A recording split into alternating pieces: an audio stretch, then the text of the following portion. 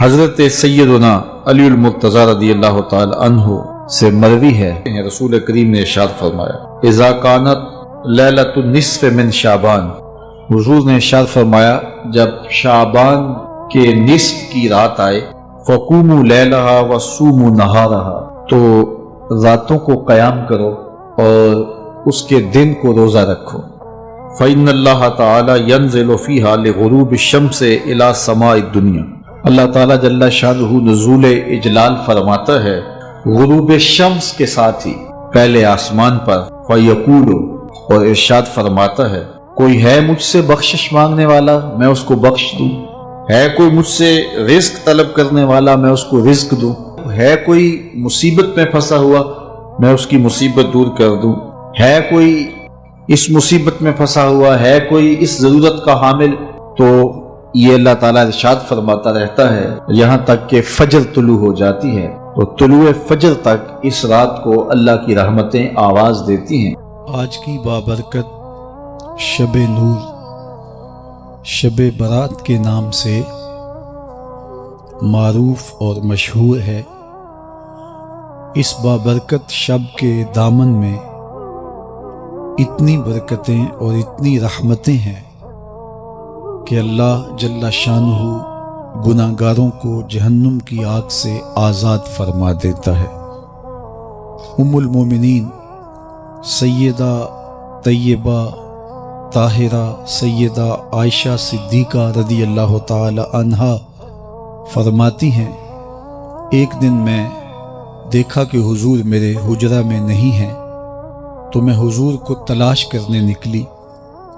جنت البقیع میں آسمان کی طرف سر اٹھائے حضور اللہ سے التجائیں کر رہے تھے، مجھے دیکھا تو ارشاد فرمایا عائشہ کیا تم نے یہ سمجھا کہ اللہ کا رسول تم سے زیادتی کرے گا؟ فرماتی ہیں میں نے عرض کی یا رسول اللہ صلی اللہ علیہ وسلم میں یہ سمجھا شاید آپ کسی زوجہ محترمہ کے حجرہ میں تشریف لے گئے ہیں۔ فرمایا آج لیلۃ النصف من شعبان، شعبان کی 15ویں رات ہے، درمیانی شب ہے۔ اس رات کو اللہ تعالی جل شانہ آسمان دنیا پہ نزول اجلال فرماتا ہے اور قبیلہ بنو کلب کی بکریوں کے بالوں سے زیادہ لوگوں کو جہنم کی آگ سے آزاد کر دیتا ہے۔ قبیلہ بنو کلب عرب کا بہت بڑا قبیلہ تھا جو بھیڑ بکریاں پالتے تھے اور لاکھوں کی تعداد میں ان کی بکریوں اور بھیڑوں کے ریوڑ تھے، تو اس قبیلے کی بکریوں کے بالوں سے بھی زیادہ گناہ گاروں کو جہنم کی آگ سے آزاد کر دیا جاتا ہے۔ تو یہ وہ بابرکت شب رحمت ہے، شب نور ہے، جس کے دامن میں اتنی برکتیں ہیں کہ کوئی محروم نہیں رہتا۔ صرف وہ بد نصیب لوگ جو شرک میں مبتلا ہیں، جو سخت کینہ پرور ہیں، جو قطع رحمی کرتے ہیں، قاتل ہیں، عادی شرابی یا بدکار ہیں، انہیں اس مبارک رات میں محروم رکھا جاتا ہے، ورنہ اللہ کی رحمتوں کا عموم اس بابرکت راتوں میں اس قدر ہوتا ہے کہ کوئی گناہ گار جو اس کے حضور ہاتھ دعا کے لیے اٹھاتا ہے اور اپنا دامن پھیلا کے اس کی رحمتیں مانگتا ہے، اسے محروم نہیں رکھا جاتا، بلکہ اللہ سب گناہ گاروں کو جہنم کی آگ سے آزاد کر دیتا ہے۔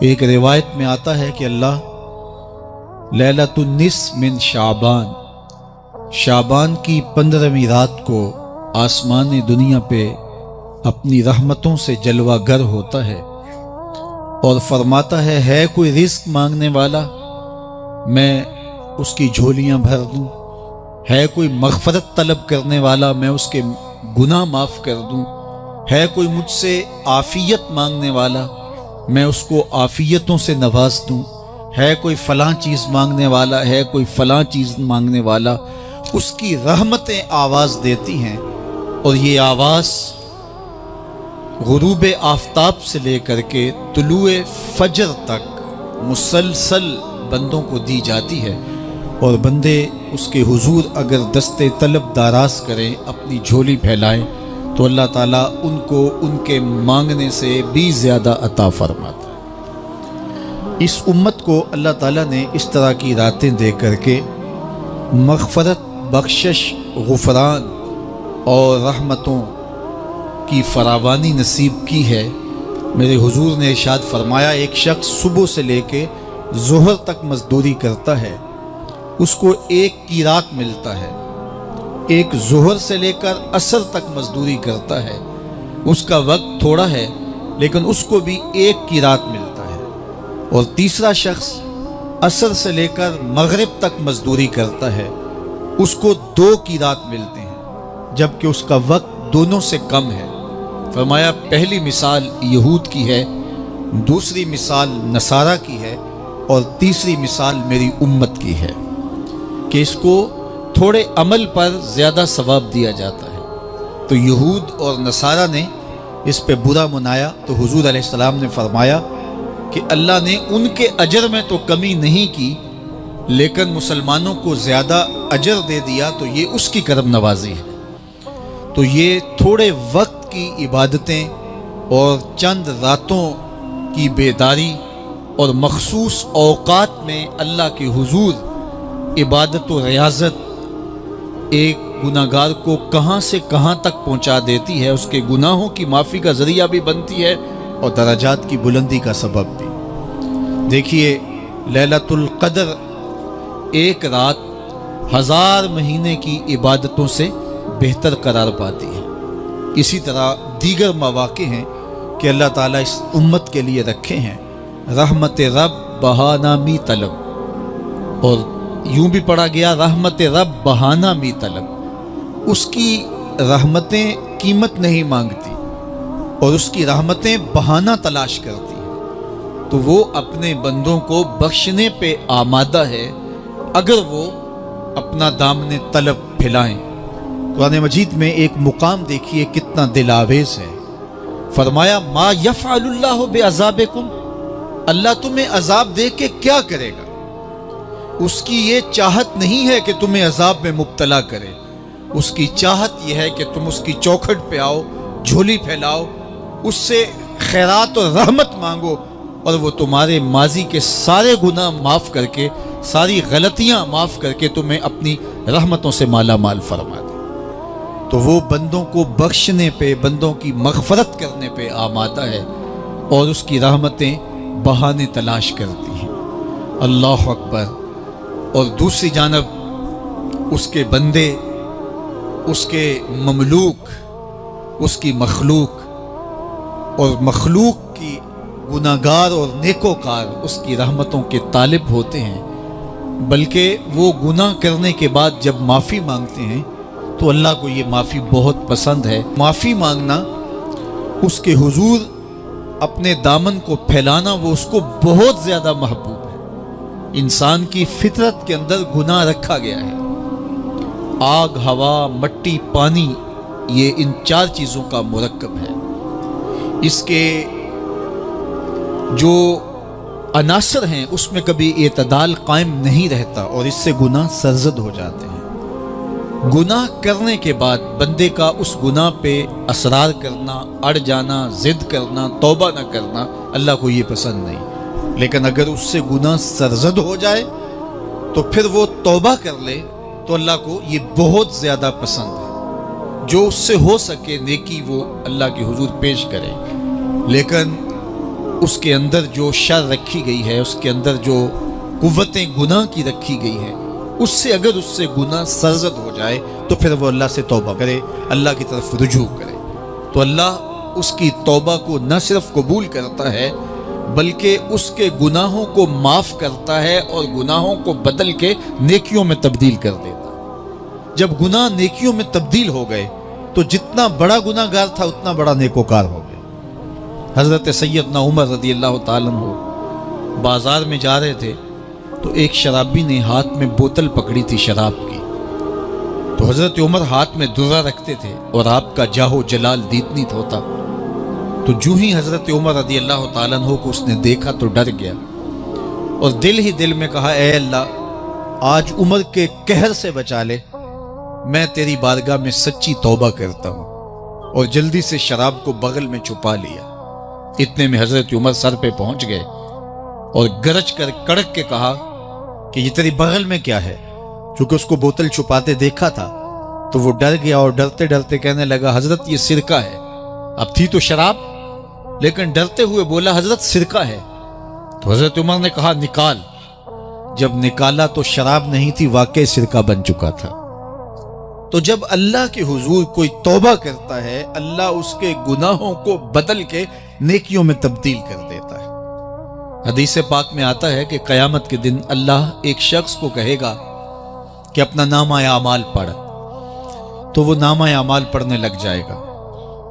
تو نامہ اعمال کے اندر چھوٹے گناہ بھی ہوں گے، بڑے گناہ بھی ہوں گے۔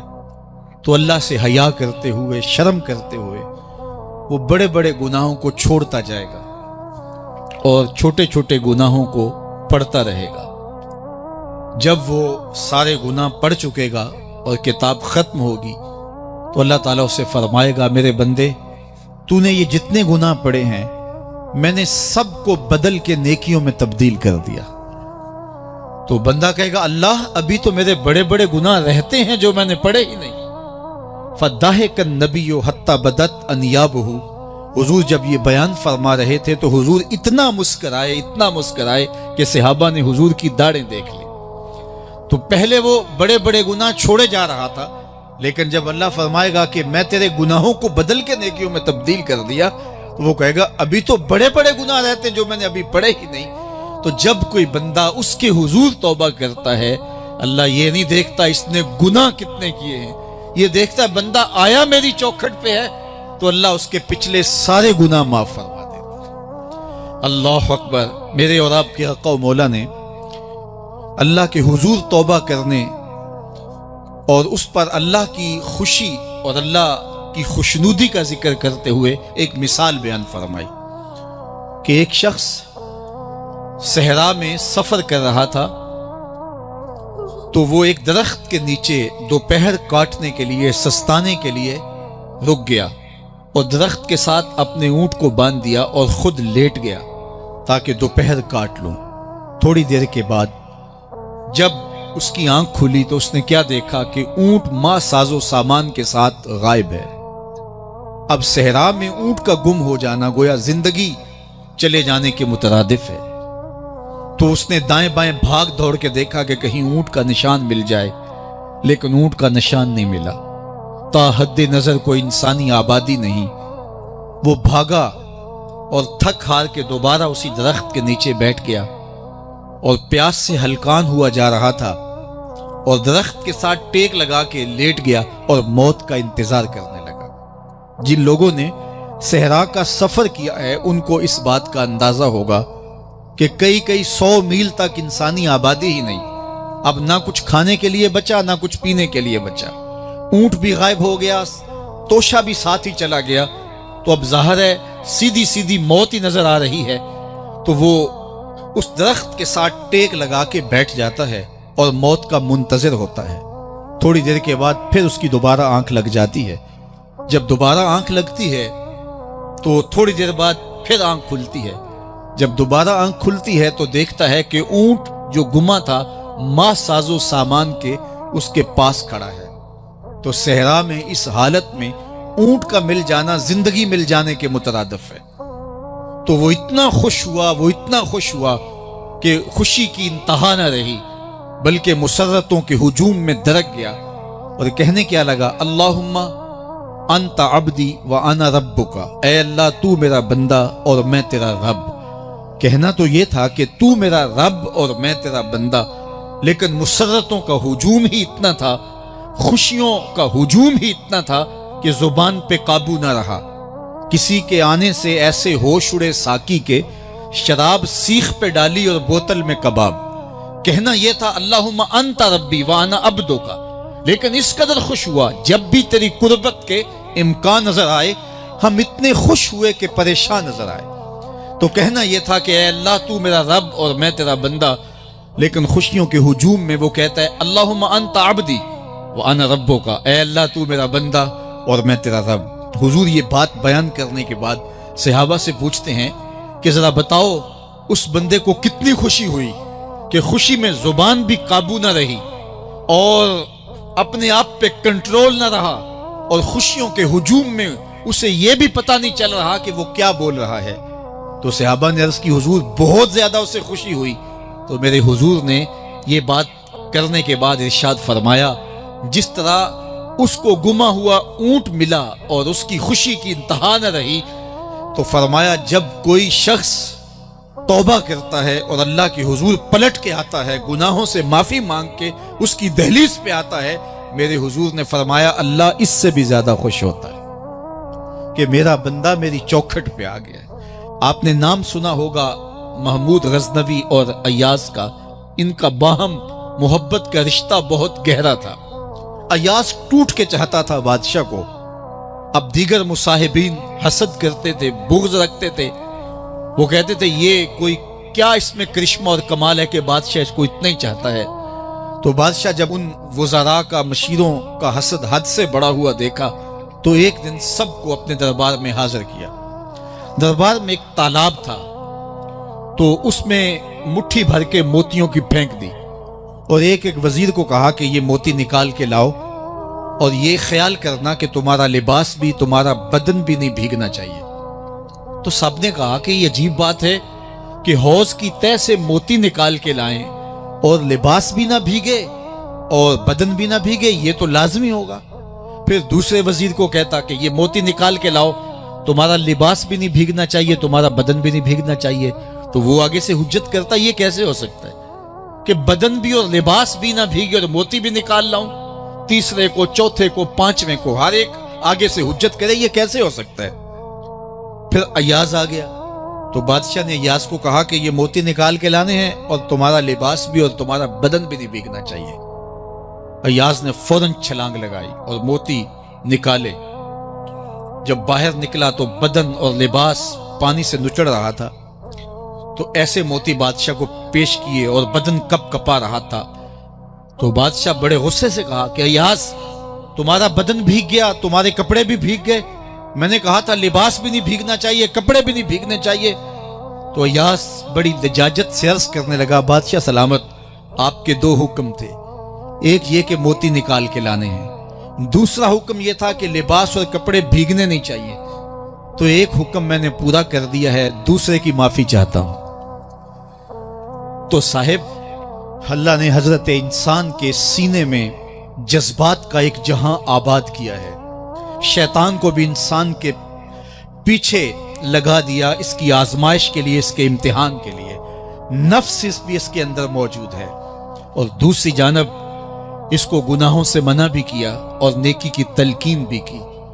اب کتنی مشکل زندگی ہے حضرت انسان کی، آئی جان شکنجے اندر جویں ویلنے دے وچ گنا، کتنی مشکل زندگی ہے۔ خواہشیں ہیں کہ آوارہ ہیں، آرزویں ہیں کہ بے قابو ہیں، اور دوسری جانب اللہ کا حکم ہے۔ اب کیا کرے؟ تو گناہ کرنے کے بعد پھر اللہ کے حضور توبہ کر لے، جو ممکن ہو وہ نیکی کرے اور گناہ سے مقدور بچنے کی کوشش کرے، لیکن بشری تقاضوں کے تحت اگر اس سے گناہ کبھی سرزد ہو جائے تو اس پر اکڑے نہ اور اس پہ مصر نہ رہے، اس پہ اصرار نہ کرے، بلکہ فوراً اللہ کے حضور توبہ کرے۔ گناہ کرنے کے بعد بندہ جب توبہ کرتا ہے، التائب من الذنب کمن لا ذنب لہ، تو وہ ایسے ہوتا ہے جس طرح اس نے گناہ کیا ہوا ہی نہیں۔ بندہ 100 بار گناہ کر کے توبہ کرے، اللہ 100 بار معاف فرما دے۔ وہ کریم ہے، 70 ماؤں سے زیادہ پیار کرتا ہے۔ تو بندے اس کی دہلیز پہ جب توبہ کرتے ہیں، رجوع کرتے ہیں اور اس سے معافی مانگتے ہیں، تو وہ یہ نہیں دیکھتا کہ یہ گناہ گار کتنا بڑا ہے، وہ یہ دیکھتا ہے کہ یہ میری دہلیز پہ آیا ہے اور اس کے ما قبل کے سارے گناہ معاف بھی کرتا ہے، بلکہ گناہوں کو بدل کے نیکیوں میں بھی تبدیل کر دیتا ہے۔ آئیے اب قرآن مجید میں ان لوگوں کی کہانی بھی پڑھیے جو اپنی زندگی کو اپنے مالک کے نام لگا چکے ہیں، اور ان سے اگر کوئی معاملہ سرزد ہو جاتا ہے تو وہ کس قدر اللہ سے ڈرتے ہیں. والذین یؤتون ما آتوا وقلوبہم وجلہ انہم الی ربہم راجعون. فرمایا کہ وہ لوگ جب ان سے کوئی خطا سرزد ہو جاتی ہے، کوئی گناہ ہو جاتا ہے، تو ان کے دل لرز جاتے ہیں، خوف خدا سے وہ کانپنے لگ جاتے ہیں. انہم الی ربہم راجعون، تو وہ اپنے رب کی طرف رجوع کرنے والے ہوتے ہیں. اگر ان سے کبھی کوئی گناہ سرزد ہو جائے، ان سے کوئی غلطی سرزد ہو جائے، تو پھر اس پہ ضد نہیں کرتے، اس پر مصر نہیں ہو جاتے، اس پر حجتیں اور دلیلیں نہیں لاتے، بلکہ وہ کیا کرتے ہیں، فوراً اللہ کے حضور رجوع کرتے ہیں اور معافی مانگتے ہیں. اور اللہ کو یہ بہت پسند ہے کہ کوئی مجھ سے معافی مانگے، اور اللہ انہیں معاف کر دیتا ہے. اللہ اکبر. حضرت عبداللہ ابن مسعود رضی اللہ تعالیٰ عنہ فرماتے ہیں کہ مومن کی یہ شان ہے کہ جب وہ گناہ کر بیٹھے تو وہ یوں محسوس کرتا ہے جس طرح پہاڑ تلے آ گیا ہے. یہ اس کی کیفیت ہے کہ گناہ کرنے کے بعد، نافرمانی کرنے کے بعد اس کا دل لرز اٹھتا ہے. وَقُلُوبُهُمْ وَجِلَةٌ، ان کے دل خوف خدا سے لرزنے لگ جاتے ہیں کہ ہم سے یہ گناہ کیوں سرزد ہو گیا، یہ تو اللہ کی ناراضگی کا سبب ہے. تو حضرت عبداللہ ابن مسعود فرماتے ہیں یوں محسوس کرتے ہیں جس طرح پہاڑ تلے آ گیا ہے، اور پہاڑ ابھی گر جائے گا اور انہیں کچل دے گا. تو وہ جلدی جلدی تلافی کرتے ہیں، توبہ کرتے ہیں، رجوع اللہ کرتے ہیں تاکہ ہمارا گناہ معاف ہو جائے. اور منافق کی مثال بھی بیان کی گئی. جب وہ گناہ کرتا ہے تو یوں محسوس کرتا ہے جیسے بدن پہ مکھی بیٹھی تھی، ہلکے اشارے سے اڑا دی. سویر سے لے کر شام تک کتنی بار ہم اپنے بدن پہ بیٹھی مکھیاں اڑا دیتے ہیں، اور ہمیں شام کو یاد بھی نہیں ہوتا کہ یہ عمل ہم نے کتنی بار کیا ہے. میں اور آپ اپنے اندر اتر کر کے دیکھ سکتے ہیں ہماری کیفیت باطن کیا ہے. نمازیں چھوڑی، جھوٹ بولا، غیبت کی، چغلی کی، کسی کا دل دکھایا، کسی کو تکلیف دی، گالی گلوچ کیا، سب و شتم کیا، سویر سے شام تک کیا کیا گناہ کیے. کبھی خیال بھٹکے، کبھی سوچیں آوارہ ہوئیں، کبھی نگاہوں نے بدکاریاں کی، کبھی زبان نے جرم کیے، اور شام کو ہمیں یاد بھی نہیں ہوتا کہ آج ہم نے کیا کیا جرائم کیے، آج ہم نے کیا کیا گناہ کیے. اگر ہماری یہ کیفیت ہے تو یہ عملی نفاق ہے کہ بدن پہ مکھی بیٹھی اور اڑا دی. اور اگر ہماری کیفیت یہ ہے کہ گناہ کے بعد یہ محسوس ہوتا ہے کہ ہم پہاڑ تلے آ گئے اور اللہ کی ناراضگی ہم نے مول لے لی اور جلدی جلدی توبہ کر کے رجوع کرنے کی جانب بڑھتے ہیں، تو پھر مبارک ہو. نہیں تو مجھے اور آپ کو اپنا محاسبہ کرنا چاہیے. ہمارے دلوں پر زنگ چڑھ گئے ہیں اور ہماری کیفیت یہ ہو گئی ہے کہ گناہ کرنے کے بعد بھی ہم ڈٹے رہتے ہیں. جبکہ زندگی اصحاب رسول کی دیکھیے ان سے بھی کبھی کوئی خطا سرزد ہو جاتی تو وہ فوراً اس گناہ کی تلافی کے لیے حضور کی بارگاہ میں حاضر ہو جاتے. حضرت ابو لبابہ رضی اللہ تعالیٰ عنہ نے اپنے آپ کو مسجد نبوی کے ستون کے ساتھ بندھوا دیا اور کہا کہ جب تک میری معافی نہیں ہوگی تب تک اپنے آپ کو کھلواؤں گا نہیں. اور پھر جب ان کی بخشش کا اعلان ہوا تو پھر حضور کے ہاتھوں سے اپنے آپ کو انہوں نے کھلوایا. ایک خاتون حضور کی خدمت میں حاضر ہوئی اور عرض کی، یا رسول اللہ صلی اللہ علیہ وسلم، مجھ سے بدکاری سرزد ہو گئی ہے اور میرے پیٹ میں بچہ ہے، اور میں چاہتی ہوں کہ آخرت کی سزا کی بجائے دنیا کے اوپر اس کی سزا مجھے دے دی جائے تاکہ میں پاک ہو جاؤں اور صاف ہو جاؤں، کیونکہ آخرت کی سزائیں بہت سخت ہیں. اللہ کے محبوب علیہ السلام نے جبریل امین سے ایک دن پوچھا تھا، مجھے جہنم کے عذابوں کا ذکر سناؤ. تو عرض کی، یا رسول اللہ صلی اللہ علیہ وسلم، سب سے ہلکا عذاب، اخف العذاب، ہلکا ترین عذاب یہ ہے کہ جہنمی کے پاؤں میں آگ کے جوتے رکھے جائیں گے. باقی اس کے پورے بدن پہ آگ نہیں ہوگی، صرف آگ کے جوتے اس کو پہنائے جائیں گے. لیکن اس کی حدت، گرمی اور شدت اتنی ہوگی، یغلی منہما دماغہ، اس کی شدت سے اس کا دماغ پگھل کر ناک اور کانوں کے ذریعے سے باہر آنا شروع ہو جائے گا. یہ سب سے ہلکے عذاب کی کیفیت ہے. اور جو عذاب سخت ہیں، الیاذ باللہ، اللہ تعالیٰ قرآن مجید میں فرماتا ہے ثم لا يموت فيها ولا يحيى، اس بڑے عذاب کا ذکر کیا جو جہنمیوں کو دیا جائے گا فرمایا اس عذاب کی کیفیت یہ ہوگی بندہ نہ جیے گا نہ مرے گا. جیے گا اس لیے نہیں کہ آگے اور پیچھے دائیں اور بائیں آگ ہی آگ ہوگی، تو اس آگ میں جینا کو جینا تو نہیں ہوگا. اور مرے گا اس لیے نہیں کہ موت کو موت آ چکی ہوگی. جنت میں جنتیوں کو ایک ہی ڈر اور خدشہ ہوگا کہیں موت نہ آ جائے، اور جہنمیوں کو ایک ہی امید ہوگی کہیں موت آ جائے اور جان چھوٹ جائے. اللہ تعالیٰ مینڈے کی شکل میں موت کو لائے گا اور موت کو ذبح کیا جائے گا. جنتی جنت سے اور جہنمی جہنم سے دیکھ رہے ہوں گے. جب موت کو ذبح کر دیا جائے گا، اب موت نہیں ہے، تو جنتی اتنے خوش ہو جائیں گے کہ اگر موت کو موت نہ آئی ہوتی تو یہ خوشی سے مر جاتے، اور جہنمی اتنے مایوس دکھی اور پریشان ہوں گے کہ اگر موت کو موت نہ آئی ہوتی تو یہ صدمے سے مر جاتے. تو وہ کتنا سخت عذاب ہوگا. اللہ یاز باللہ کے ہلکے ترین عذاب کی کیفیت یہ ہے کہ پاؤں میں آگ کا جوتا اور دماغ پگھل کے ناک اور کانوں کے راستے سے باہر آ جائے. تو اس نے عرض کی یا رسول اللہ صلی اللہ علیہ وسلم میرے اوپر حد جاری کر دیجئے. اور اس نے کہا کہ میرے پیٹ میں جو ہے وہ بچہ ہے. اللہ کے محبوب علیہ السلام نے فرمایا جاؤ جب بچہ پیدا ہو تو پھر آنا. وہ چلی گئی. تو جب بچہ پیدا ہوا تو گود میں اٹھائے پھر حضور کی خدمت میں حاضر ہوئی اور عرض کی یا رسول اللہ یہ ہے بچہ جو میں نے گناہ کیا تھا، بدکاری کی تھی، آج یہ اس کی نشانی ہے. تو اللہ کے محبوب علیہ السلام نے فرمایا کہ اسے لے جاؤ اور اسے دودھ پلاؤ، اور جب یہ کچھ کھانے پینے لگ جائے گا تو پھر آنا. تو تھوڑی دیر کے بعد، کچھ دنوں کے بعد وہ دوبارہ حاضر ہوئی اور اس نے اس بچے کے ہاتھ میں روٹی کا ٹکڑا دیا ہوا تھا اور عرض کی یا رسول اللہ دیکھ لیجئے اب یہ روٹی کھانے لگ گیا ہے. اللہ اکبر. تو اللہ کے محبوب نے فرمایا انہیں لے جاؤ اور جا کے انہیں سنگسار کر دو. اس کی یہ حد بنتی تھی، اس کو سنگسار کیا اور اس نے خود یہ سزا اپنے لیے قبول کی. مائز ابن مالک اسلمی عرض کی یا رسول اللہ طہرنی، مجھے پاک کر دیجئے. میرے حضور نے فرمایا جاؤ اللہ سے معافی مانگو. وہ گئے اور معافی مانگی. بے چینی اتنی تھی، پھر آ گئے اور عرض کی طہرنی یا رسول اللہ، حضور مجھے پاک کر دیجئے. فرمایا جاؤ اللہ سے معافی مانگو. وہ گئے، معافی مانگی، پھر پلٹ آئے. تیسری مرتبہ، چوتھی مرتبہ آقا کریم نے فرمایا فیما اطہرک، تمہیں کہا اللہ سے معافی مانگو، کریم ہے معاف کر دے گا، تم پھر پلٹ آتے ہو، تمہیں کس جرم سے پاک کروں؟ قال من الزنا، عرض کی مجھ سے بدکاری ہو گئی ہے اور میں چاہتا ہوں کہ دنیا پر فارغ ہو جاؤں. حضور نے فرمایا کہ اس کا توازن عقلی تو ٹھیک ہے. عرض کی حضور صحیح الحواس ہے.